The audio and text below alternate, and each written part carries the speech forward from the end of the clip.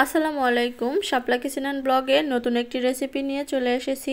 আশা করছি বরাবরের মতো এবারও আপনাদের ভালো লাগবে। আমি সব সময় চেষ্টা করি হাতের কাছে থাকা উপকরণ দিয়ে কঠিন কঠিন রান্নাকে সহজভাবে আপনাদের সামনে তুলে ধরার। কথা না বাড়িয়ে চলুন চলে যাচ্ছি মূল রেসিপিতে। প্রথমেই একটা কড়াতে আমি পরিমাণ মতো নিয়ে নিয়েছি পানি আর দিয়ে দিচ্ছি স্বাদ অনুযায়ী লবণ। আপনারা যে যতটুকু পিঠা বানাতে চান সেই বুঝে পানিটা অ্যাড করবেন।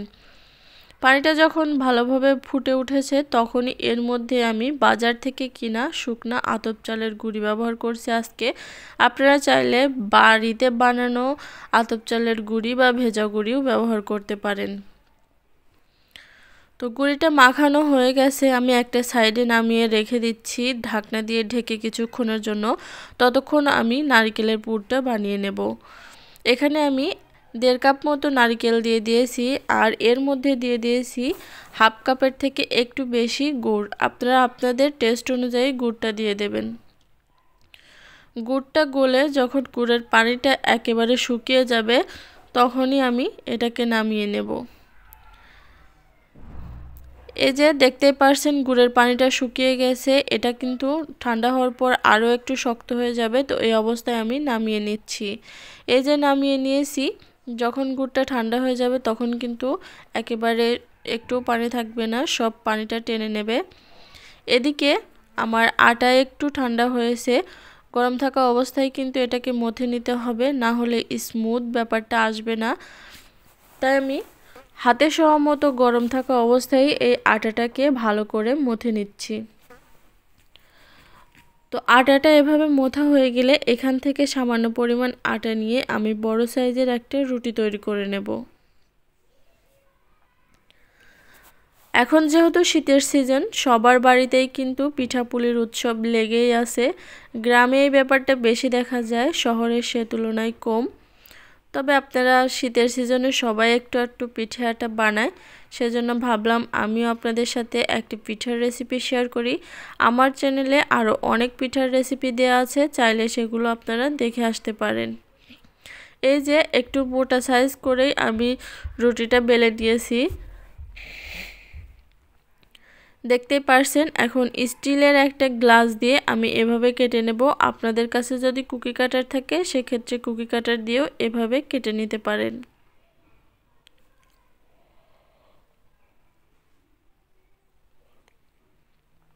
তো এভাবে করে আমি সবগুলো কেটে নিয়েছি। এখন আপনাদেরকে আমি একটা পিঠে তৈরি করে দেখিয়ে দেব।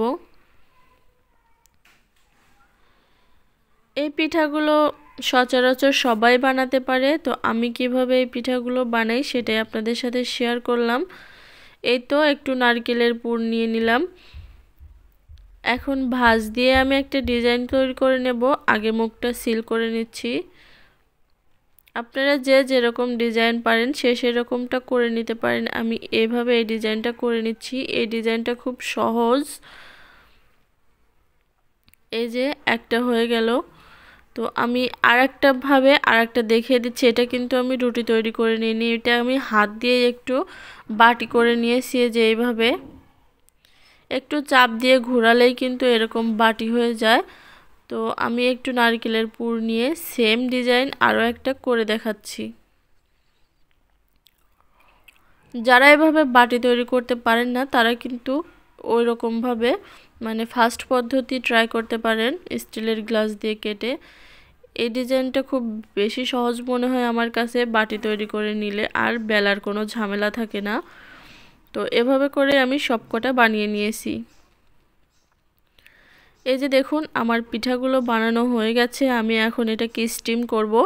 আজকে স্টিমার ছাড়াই কিন্তু স্টিম করব। এই যে এভাবে একটা কড়াতে আমি পানি দিয়ে দিয়েছি আর তার উপর বসিয়ে দিয়েছি আটা চালনি। এখন এর মধ্যে পিঠাগুলো দিয়ে ঢাকনা দিয়ে ঢেকে রেখে দিব 5 থেকে 6 মিনিটের জন্য। 5 থেকে 6 মিনিটের মধ্যেই কিন্তু আমার পিঠাগুলো একদম রেডি হয়ে গেছে। তো দেখলেন তো ঝটপট কিভাবে শীতের পিঠাপুলি বাড়িতেই তৈরি করে নেওয়া যায়। রেসিপি ভালো লাগলে লাইক দেবেন, কমেন্ট করে জানাবেন কেমন হয়েছে। নিত্য নতুন রেসিপি পেতে আমার চ্যানেলটা সাবস্ক্রাইব করে পাশে থাকা বেল বাটনটা অন করে রাখবেন। আর যদি ফেসবুক পেজ থেকে দেখে থাকেন তাহলে পেজটাকে ফলো দিয়ে রাখবেন।